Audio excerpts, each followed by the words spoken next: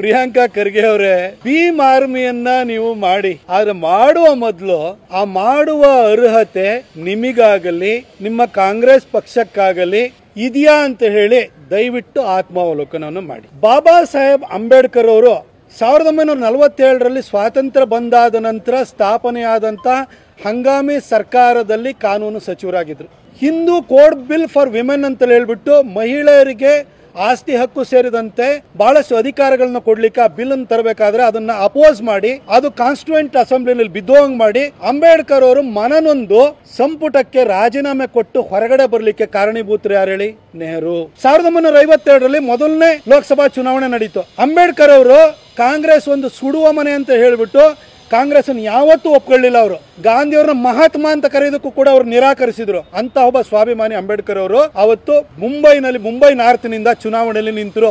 ಅಂಬೇಡ್ಕರ್ ಅವರು ಪಾರ್ಲಿಮೆಂಟ್ ಬಂತು ಅಂದ್ರೆ ನೆಹರು ಬಂಡವಾಳ ಬಯಲಾಗುತ್ತೆ ಅಂತ ನೆಹರು ಚೆನ್ನಾಗಿ ಗೊತ್ತಿತ್ತು. ಹಾಗಾಗಿ ಅಂಬೇಡ್ಕರ್ ಅವರಂತ ಮೇಧಾವಿ ನೆಹರು ಅವ್ರನ್ನ ಹೆಜ್ಜೆ ಹೆಜ್ಜೆಗೂ ಪ್ರಶ್ನಿಸುವಂತಹ ಒಬ್ಬ ಧೀಮಂತ ನಾಯಕ ಪಾರ್ಲಿಮೆಂಟ್ ಕಾಲಿಡಬಾರದು ಅಂತ ಹೇಳಿ ಅಂಬೇಡ್ಕರ್ ಅವರ ಪರ್ಸನಲ್ ಸೆಕ್ರೆಟರಿ ಆಗಿದ್ದಂತಹ ನಾರಾಯಣ ಕಜ್ರೋಲ್ಕರ್ ಅವರಿಗೆ ಕಾಂಗ್ರೆಸ್ಸಿನ ಟಿಕೆಟ್ ಕೊಟ್ಟು ಬಿಟ್ಟು ಚುನಾವಣೆಗೆ ನಿಲ್ಲಿಸಿ 2 ಸರಿ ಮುಂಬೈ ನಾರ್ತ್ಗೆ ಕ್ಯಾಂಪೇನಿಗೆ ಬಂದು ಕಮ್ಯುನಿಸ್ಟ್ ಪಾರ್ಟಿ ಅವ್ರನ್ನು ಕೂಡ ಸಹಕಾರವನ್ನು ಪಡೆದು ಅಂಬೇಡ್ಕರ್ ಅವ್ರನ್ನ 15,000 ಮಾರ್ಜಿನಲ್ ಸೋಲಿಸಿದ್ಯಾರು?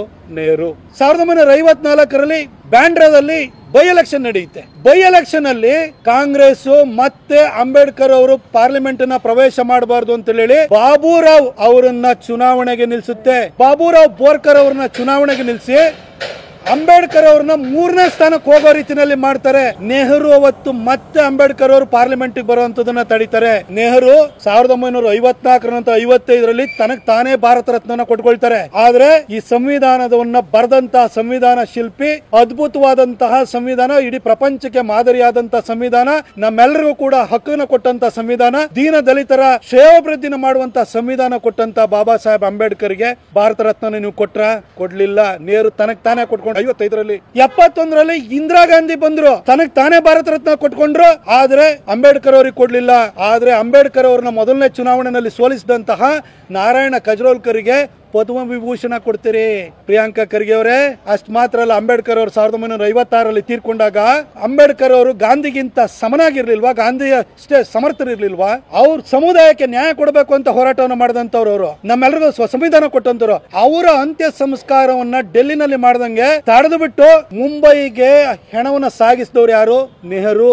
ಅವ್ರ ಮಗಳು ಅಂಬೇಡ್ಕರ್ ಅವ್ರನ್ನ ಸೋಲಿಸಿದವರಿಗೆ ಪದ್ಮವಿಭೂಷಣವನ್ನು ಕೊಡ್ತಾರೆ. ಪ್ರಿಯಾಂಕಾ ಖರ್ಗೆ, ನೀವು ನೆಹರು ಮರಿಮಗಳ ಹೆಸರಿಟ್ಕೊಂಡಿದ್ದೀರಿ, ಇಂದಿರಾ ಗಾಂಧಿ ಅವರ ಮೊಮ್ಮಗಳ ಹೆಸರಿಟ್ಕೊಂಡಿದ್ದೀರಿ. ನಿಮಗೆ ಹೆಜ್ಜೆ ಹೆಜ್ಜೆಗೂ ಅಂಬೇಡ್ಕರ್ ಅವ್ರನ್ನ ಅವಮಾನ ಮಾಡಿದಂತಹ, ಅಂಬೇಡ್ಕರ್ ಅವರು ಪಾರ್ಲಿಮೆಂಟಿಗೆ ಬರೋದನ್ನ ತಡೆಯೋದಕ್ಕೋಸ್ಕರವಾಗಿ ಅವರ ಪರ್ಸನಲ್ ಸೆಕ್ರೆಟರಿ ಹಾಕೊಂಡು ನಾರಾಯಣ ಕಜ್ರೋಲ್ಕರ್, ಬಾಬುರಾವ್ ಬೋರ್ಕರ್ನ ಹಾಕಿ ಸೋಲಿಸಿದಂತಹ, ಅವರ ಶವ ಸಂಸ್ಕಾರವನ್ನು ಡೆಲ್ಲಿಲಿ ಮಾಡದಲ್ಲೇ ಮುಂಬೈ ಕಳಿಸಿದಂತಹ ನೆಹರು ಅವರ ಮರಿಮಗಳ ಹೆಸರಿಟ್ಕೊಂಡಿರುವಂತ ನಿಮಗೆ ಭೀಮ್ ಸೇನೆಯನ್ನ ಮಾಡ್ಲಿಕ್ಕೆ, ಆರ್ಮಿಯನ್ನ ಮಾಡ್ಲಿಕ್ಕೆ ನಿಮಗೆ ಅರ್ಹತೆ ಇದೆಯಾ ಹೇಳಿ?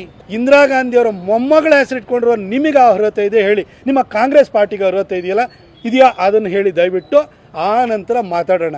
ಅದ್ರ ಜೊತೆಗೆ ಮುಂದುವರೆದು ಒಂದು ಸಣ್ಣದೊಂದು ವಿಚಾರ ಹೇಳ್ಬಿಡ್ತೀನಿ. ಪ್ರಿಯಾಂಕಾ ಖರ್ಗೆ ಅವರೇ, ಅಂಬೇಡ್ಕರ್ ಅವರಿಗೆ ಭಾರತ ರತ್ನ ಕೊಟ್ಟಿದ್ದು 1990ರಲ್ಲಿ ಬಿಜೆಪಿ ಬೆಂಬಲಿತ ವಿ.ಪಿ. ಸಿಂಗ್ ಸರ್ಕಾರ. ಅವತ್ತು ಅವರಿಗೆ ಭಾರತ ರತ್ನವನ್ನು ಕೊಡಬೇಕಾದ್ರೆ ಅದಕ್ಕೆ ಸಹಕಾರ ಕೊಟ್ಟಿದ್ದು, ಅವರ ಪಕ್ಷಕ್ಕೆ ಬೆಂಬಲ ಕೊಟ್ಟು ಸರ್ಕಾರವನ್ನು ನಡೆಸಲಿಕ್ಕೆ ಕಾರಣೀಭೂತರಾಗಿದ್ದು ಅಟಲ್ ಬಿಹಾರಿ ವಾಜಪೇಯಿ ಮತ್ತು ಲಾಲ್ ಕೃಷ್ಣ ಅಡ್ವಾಣಿ ಅನ್ನುವ ಇಬ್ರು RSS ನ ಸ್ವಯಂ ಸೇವಕರು. ಅದೇ ವರ್ಷ ಪಾರ್ಲಿಮೆಂಟ್ ಸೆಂಟ್ರಲ್ ಹಾಲ್ ಅಲ್ಲಿ ಅಂಬೇಡ್ಕರ್ ಅವರ ಭಾವಚಿತ್ರವನ್ನು ಅನಾವರಣ ಮಾಡಿದ್ದು ವಿ.ಪಿ. ಸಿಂಗ್ ಸರ್ಕಾರ. ಮತ್ತೆ ಅದಕ್ಕೆ ಕಾರಣೀಭೂತರಾದವರು, ಅದಕ್ಕೆ ಧ್ವನಿಗೂಡಿಸಿದವರು ಅಡ್ವಾಣಿ ಮತ್ತು ವಾಜಪೇಯಿ ಅನ್ನುವ RSS ನ ಸ್ವಯಂ ಸೇವಕರು. ಅಂಬೇಡ್ಕರ್ ಅವರು ಉಳ್ಕೊಂಡಿದ್ದಂತಹ ಕಿಂಗ್ ಹೆನ್ರಿ ರಸ್ತೆ ಲಂಡನ್ ನಲ್ಲಿರುವಂತದ್ದನ್ನ ಜಾಗವನ್ನ 32 ಕೋಟಿಗೆ ಆಕ್ಷನ್ ಅಲ್ಲಿ ತಗೊಳ್ಳೋದಕ್ಕೆ ದೇವೇಂದ್ರ ಫಡ್ನವೀಸ್ ಸರ್ಕಾರ 2014ರಲ್ಲಿ ಬರಬೇಕಾಯ್ತು. ಆ ದೇವೇಂದ್ರ ಫಡ್ನವೀಸ್ ನಾಗ್ಪುರದ RSS ಶಾಖೆಯ ಒಬ್ಬ ಸ್ವಯಂ ಸೇವಕ.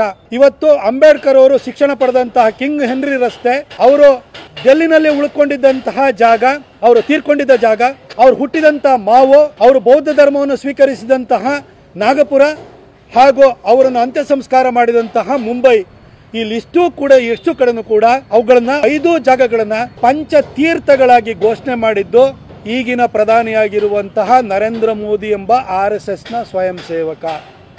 ಅವ್ರನ್ನ ಬ್ಯಾನ್ ಮಾಡ್ತೀವಿ ಅಂತ ಹೇಳ್ತೀರ ಅಂತ ಹೊರಟಿದ್ದೀರಿ. ಪ್ರಿಯಾಂಕ್ ಅವ್ರಿಗೆ ಇತಿಹಾಸದ ಬಗ್ಗೆ ಜ್ಞಾನ ಇಲ್ಲ. ನಿಮ್ಮ ಅಪ್ಪನ ಕುಟುಂಬವನ್ನು ಸುಟ್ಟಾಕಿದವ್ರ ಬಗ್ಗೆ ಸಾಫ್ಟ್ ಕಾರ್ನರ್ ಇಟ್ಕೊಂಡು ದೇಶ ಕಟ್ಟೋರ ಬಗ್ಗೆ, ಅಂಬೇಡ್ಕರ್ ಅವರಿಗೆ ಅತಿ ಹೆಚ್ಚು ಗೌರವ ಕೊಟ್ಟವ್ರ ಬಗ್ಗೆ ಈ ಥರ ದ್ವೇಷ ಇಟ್ಕೊಂಡಿದ್ದೀರಿ. ನೀವಂತೂ ಓದಲಿಲ್ಲ, ಆದರೆ ಸಮಾಜದಲ್ಲಿ ಓದ್ದವರು, ತಿಳಿದವರು, ಜ್ಞಾನಿಗಳು, ಪ್ರಜ್ಞಾವಂತರು ಭಾಳ ಜನ ಇದ್ದಾರೆ. ಅವರೆಲ್ಲ ನೋಡ್ತಾ ಇದ್ದಾರೆ, ನಿಮಗೆ ಪಾಠ ಕಲಿಸ್ತಾರೆ.